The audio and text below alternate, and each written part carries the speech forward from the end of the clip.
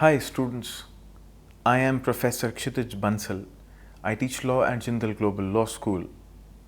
I am going to brief you in this session on the rights of sexual minorities. What would you be gaining out of this briefing? This module would introduce you to the conceptual understanding of the term sexual minorities and the various groups that form a part of it. You would get to learn about the international legal protection available for sexual minorities by way of instruments like UDHR, ICCPR, Child Rights Convention, CEDAW, Convention Against Torture, and others. In recent years, the rights of sexual minorities has growingly gained attention at international and national level. This attention focuses on the decriminalization of activities of people belonging to sexual minorities and adoption of legal standards for preventing various discriminatory practices against sexual minorities. The driving force behind these movements is that the persons belonging to sexual minority are most vulnerable to attacks and forced migration. They are being persecuted by their families, communities, and in certain countries, governments worldwide. A human's sexuality is an integral part of who they are, and their sexual orientation makes up a large part of this. It is today widely appreciated that different individuals have different sexualities, which the law should not recognize and as criminalize.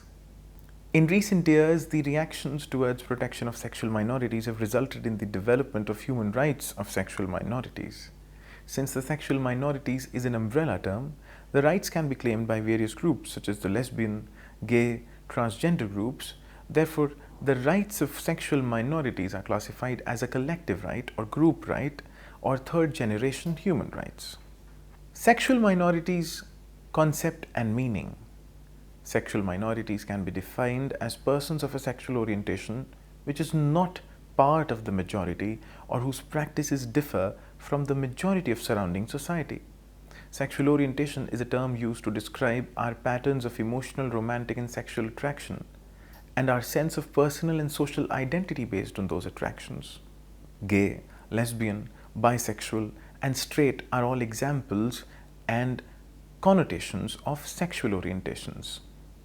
Initially, the term sexual minorities referred primarily to lesbians and gays, but it has come to include bisexuals and a wide spectrum of transgender people: lesbians, male homosexuals, that is gays, bisexuals, the transgenders, those whose gender identity does not match their assigned biological sex, and intersexed, those whose biological sex cannot be clearly defined as male or female. These days, they are often referred to in short as LGBTI. This term also includes many people who do not identify themselves in any such category but may practice the same sexual activities. An example of this is men who have sex with men but do not perceive themselves as gay or bisexual. Thus, it can be seen that the term sexual minority is an umbrella term and it includes lesbians, gays, bisexuals, transgenders, and intersex, that is LGBTI. Who's a lesbian? A person who identifies as woman and has significant sexual or romantic attraction towards another woman, or who identifies as a member of the lesbian community. In India, this term is used to indicate bisexual women also. A gay person is one who has significant sexual or romantic attractions primarily to members of the same gender or sex, or who identifies as a member of the gay community. Bisexual term is used generally to describe people who are romantically and or sexually attracted to people of more than one sex or gender. Transgender describes people whose innate sense of gender identity is different from the gender assigned to them, male or female, at birth. Transgender includes people who adopt or seek gender modification or social identities to reflect their self-identified gender. It includes those who transgress the social gender norms of the society they belong to, and this term is often used as an umbrella term to mean all the people who defy rigid binary gender constructions and who express or present a breaking and or blurring of culturally prevalent stereotypical gender roles. Intersex. According to Intersex Association of North America, intersex is a general term used for a variety of conditions in which a person is born with a reproductive or sexual anatomy that doesn't seem to fit the typical definitions of male or female. For example, a person might be born appearing to be female on the outside but having mostly male typical anatomy in the inside, or a person may be born with genitals that seem to be in between the usual male and female types. For example, a girl may be born with a noticeably large clitoris or lacking a vaginal opening, or a boy may be born with a notably small penis or with a scrotum that is divided so that it has formed more like labia. Or a person may be born with mosaic genetics so that some of her cells have double X chromosomes and some of them have X and Y chromosome. It is to be noted here that sexual minorities are having a sexual orientation which is different from the majority practice in the society. Thus, heterosexuals does not come under the purview of sexual minorities. Various studies have shown that lesbian, gay, bisexual, and transgender people experience discrimination in countries around the globe. For example, in over 78 countries, homosexual acts are illegal, and parts of 7 countries still retain death penalty for homosexual acts. In states where homosexual acts are not penalized, LGBT people frequently experience more subtle forms of discrimination through national laws, for example, in the area of employment and family life. Even in the states with legislation that specifically protects LGBT people, violent crimes against LGBT people occur with increasing frequency. Protection of sexual minorities at international level has been done through various initiatives. It is generally accepted in the contemporary international law that all people, regardless of their sexual orientation or gender identity, should have access to all human rights described in the UDHR. Everyone has a sexual orientation and a gender identity. When someone's sexual orientation or gender identity does not conform to the majority, they are often seen as a legitimate target for discrimination or abuse. Not only are millions of people across the globe facing execution, imprisonment, torture, violence, and discrimination because of their sexual orientation or gender identity, but the very consideration of the issue is seen by many states as a threat to the core principle of universality of human rights. At the international level, there is no human rights instrument which specifically addresses the rights of sexual minorities. For example, the Magna Carta of Human Rights, that is the Universal Declaration of Human Rights, provides under Article 2 that all human beings are entitled to the rights enunciated in the document and explicitly states that this entitlement shall apply without distinction of any kind, such as race, color, sex, language, religion, political or other opinion, national or social origin, property, birth, or other status. However, it does not refer to sexual minorities or people having different sexual orientations. The International Covenant on Civil and Political Rights and the International Covenant on Economic, Social and Cultural Rights are also not referring to sexual orientation and protection of people with different sexual orientation, that is sexual minorities, explicitly. Though there are no explicit references to sexual minorities under any of the human rights instruments, it doesn't mean that international human rights law is not applicable to sexual minorities. This is because in recent decades there is a tendency to include the term sexual orientation in major international human rights instruments while interpreting these provisions. One of the most important interpretations for the protection of sexual minorities under the general human rights law is given by the Human Rights Committee in the case of Toonen versus Australia. In this case, Toonen, the complainant, argued that Tasmanian law criminalizing consensual sexual conduct between adults breached the ICCPR in relation to articles relating to anti-discrimination and privacy. The Human Rights Committee found that the law breached Tunan's right to privacy under Article 17 of ICCPR. The committee held that sex in Article 2, Clause 1 of ICCPR must be read as including sexual orientation. Further, the committee states that sexual orientation is neither a reasonable nor an objective criterion for an exception to the prohibition of discrimination. The Human Rights Committee, in another case of Young versus Australia, held that not granting a same-sex partner the deceased partner's veteran's pension constituted discrimination on the basis of sexual orientation and explicitly stated that sexual orientation is protected under the other status category in Article 26 of ICCPR. Further, in X versus Colombia, it was held that the denial of pension transfer on the basis of sexual orientation amounts to violation of Article 26 of ICCPR. Therefore, in the word sex and other status in international human rights treaties should include sexual minorities or persons with different sexual orientations. Thus, it can be seen that the jurisprudence of the Human Rights Committee suggests that the general human rights treaties, though not directly address the rights of sexual minorities, but protect their rights indirectly through an expansive interpretation. The interpretations given by Human Rights Committee were followed by other UN treaty bodies and expressly held that their respective treaties encompass sexual orientation rights. The Committee on Economic, Social and Cultural Rights has stated that the International Covenant on Economic, Social and Cultural Rights protects sexual minorities. The committee observed that non-discrimination is among the most fundamental principles of international human rights law, and ICSCR proscribes any discrimination in access to healthcare and underlying determinants of health, as well as to means and entitlements for their procurement on the grounds of race, color, sex, language, religion, political or other opinion, national or social origin, property, birth, physical or mental disability, health status including HIV/AIDS, sexual orientation and civil, political, social or other status which has the intention or effect of nullifying or impairing the equal enjoyment or exercise of rights to health.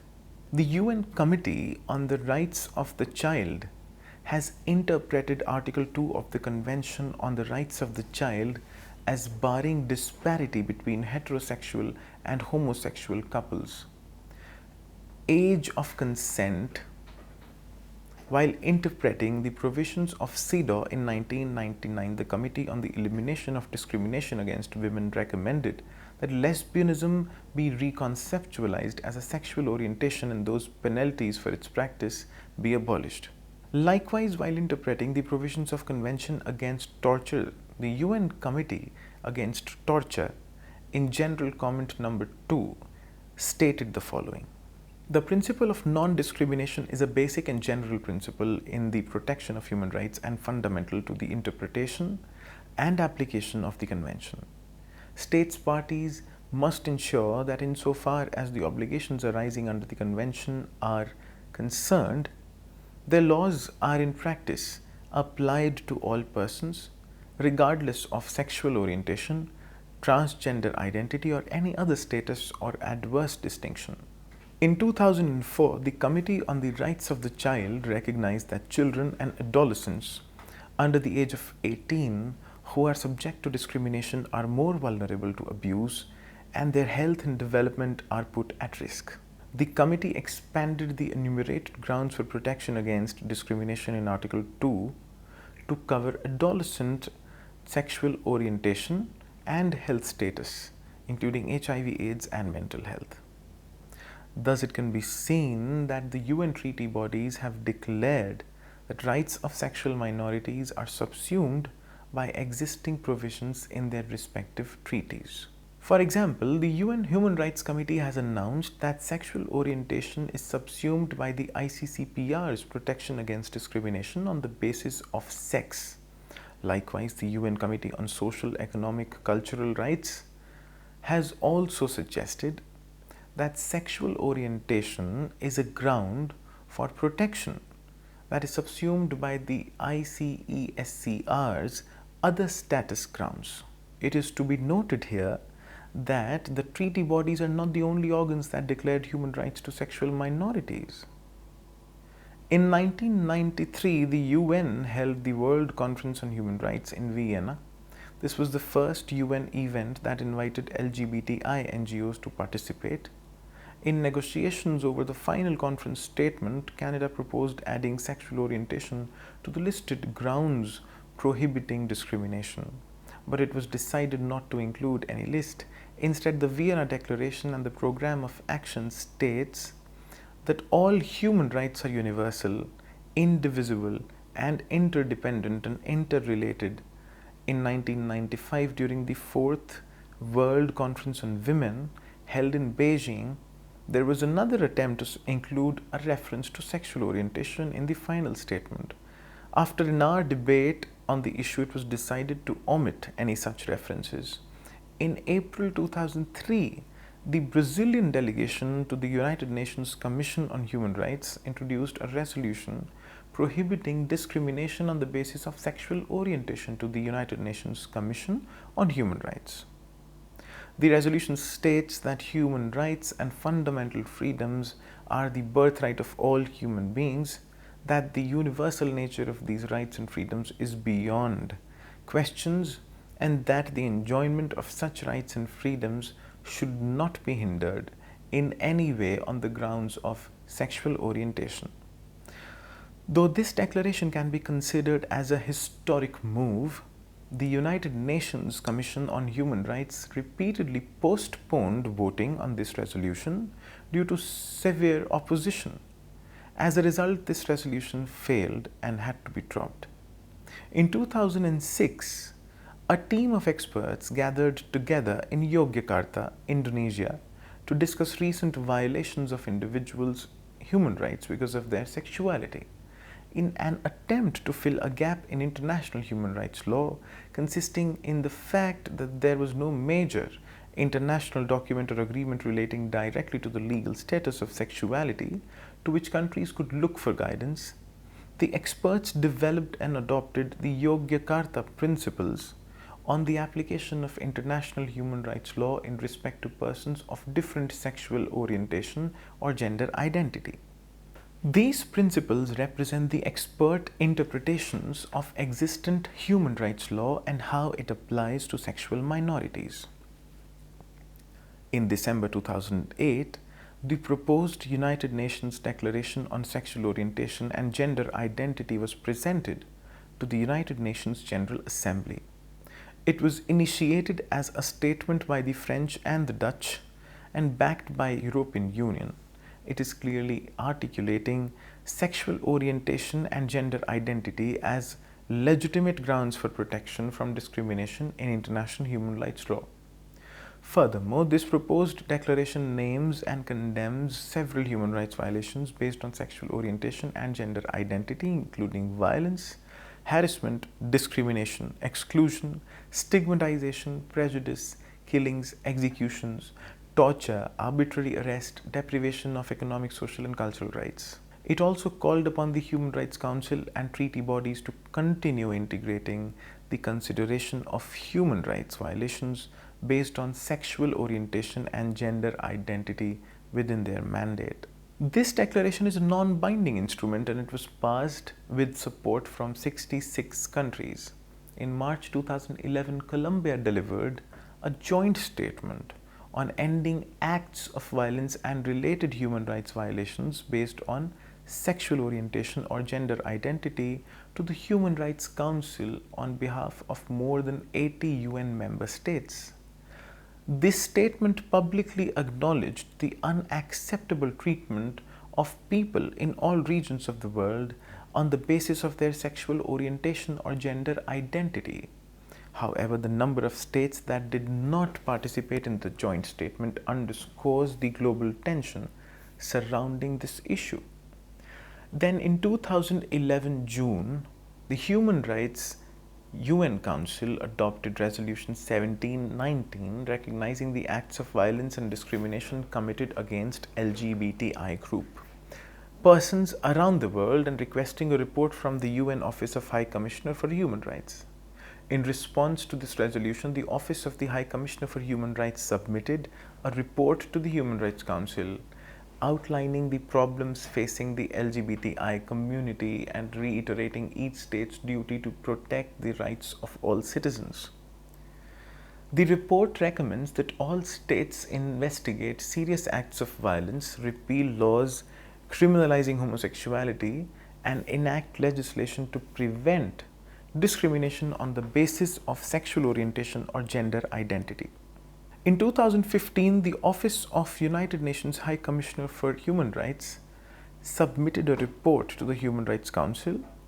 It expressly states that all human beings, irrespective of their sexual orientation and gender identity, are entitled to enjoy the protection of international human rights law with respect to the rights to life, security of person and privacy, to freedom from torture and ill treatment, discrimination and arbitrary arrest and detention, and to freedom of expression, association and peaceful assembly, and all other civil, political, economic, social and cultural rights. In sum, it can be seen that according to various UN treaty monitoring bodies and other initiatives under the system of UN, the sexual minorities are protected by existing human rights treaties. We can conclude by saying we learned that the international legal regime relevant to the protection of rights of the sexual minorities comes majorly from the existing human rights protection regime. This discussion began by understanding the meaning of sexual minorities and the various sections of the people that constitute sexual minorities: transgender, gay, lesbian, bisexual, intersex, etc. The discussion then introduced various international legal instruments which provide for the rights of sexual minorities. Universal Declaration of Human Rights serves as the Magna Carta of human rights and guarantees them equally to sexual minorities members as well. We then learned how other instruments like the Child Rights Convention, CEDAW, and Convention Against Torture, also ICCPR and ICESCR, have relevant provisions supported by the actions and interpretations offered by the UN bodies and adjudicating bodies. They also fortify the protection regime for sexual minorities. I hope this was interesting and informative. Thank you for listening.